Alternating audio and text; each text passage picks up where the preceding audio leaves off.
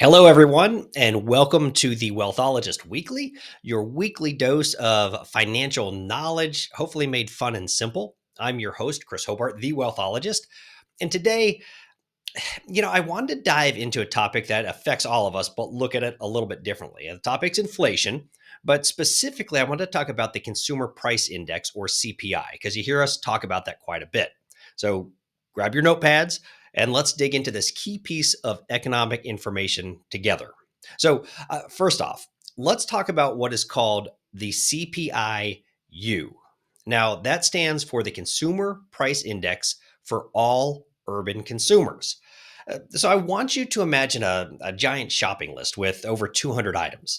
Now, this list, it's split into eight major groups, things like housing and food and transportation.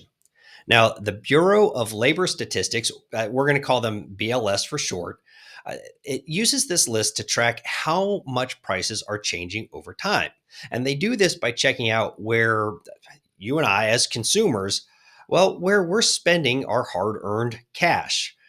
Now, the more money we spend on an item, the more it weighs in the CPI. Make sense so far? So, what I want to do now is take a closer look at really how all of this works. You see, the CPIU, it doesn't just randomly pick items to track. Instead, the BLS conducts thorough surveys and they ask households across the country about spending habits. And you may have been asked some of this at some point in your life. But what they do is they then tally up all of these expenditures and they calculate exactly what percentage of their total spending goes to each item or category. Now, this way, they make sure that the index reflects properly our actual spending patterns. So, let me give you an example. If we start spending more on healthcare and less on electronics, well, at that point, the CPI is going to adjust accordingly. And this is what we call a dynamic tool that evolves with our economy. Now, let's zoom in on maybe what we're going to consider not going to consider, it is the biggest chunk of the CPI. It's housing. It is a whopping 45%, which means almost half of the CPI's focus is on housing costs. Now, within this, there's something called owner's equivalent rent, or OER, and that takes up about 26%. OER is like asking, if I were to rent out my house, how much could I make? Now, it's important to note that this doesn't include buying a house. We're just talking about uh, value of living spaces here. So, OER, it's really, I think it's a fascinating part of the CPI because it tries to capture the cost of housing without getting swayed by the volatile housing market. I guess you would say, in other words, it's more about the cost of living in a house rather than the price to buy a house. And now, this is pretty crucial because for many people, housing is the largest monthly expense. Now, by focusing on OER, well, the CPI gives us a clearer picture of how housing costs are changing over time. And this the important part here is it's separate from the ups and downs of the real estate market. Again, we're taking that out by looking at OER. Now, you might be sitting there wondering, how in the world does the BLS keep track of all of this data? Well, like we mentioned before, they survey thousands of homes and update their information every 6 months. But here's a fun fact: CPI's rent measures often trail behind what you see on sites like Zillow. Those can be a little bit more up to date than what the CPI has. And this delay means that the CPI can sometimes be a bit behind the actual market trends. And it's because the CPI is more focused on ongoing rents rather than the latest or newest listings. Now, this approach, well, it helps smooth out short term fluctuations, which tends to give a more stable and reliable measure of housing costs.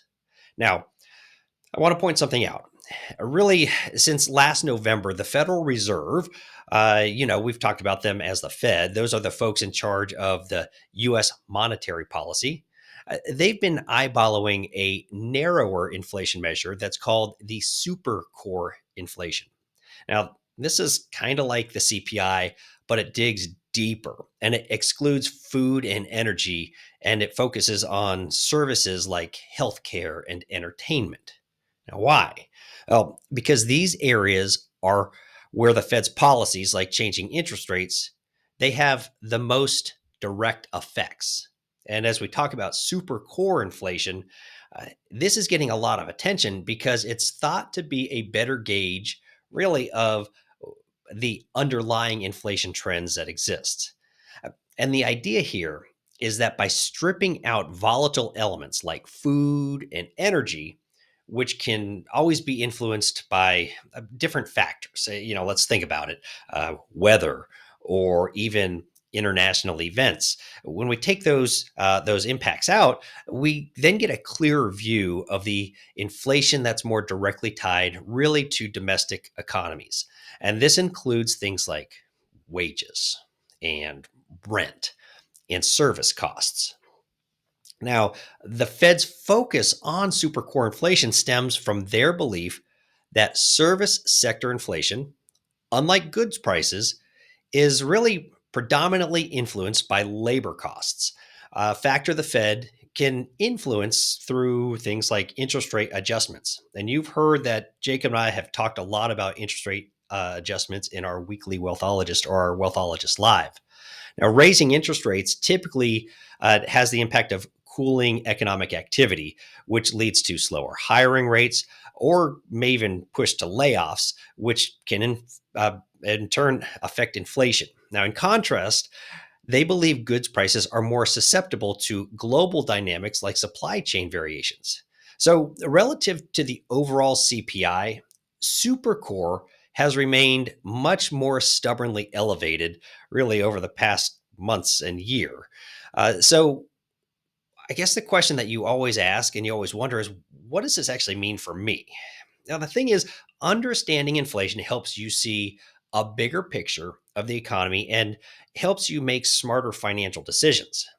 And it also helps you understand when they talk about this on the news what it means. Because I want you to remember, inflation isn't just a number, it's about how your personal purchasing power changes over time.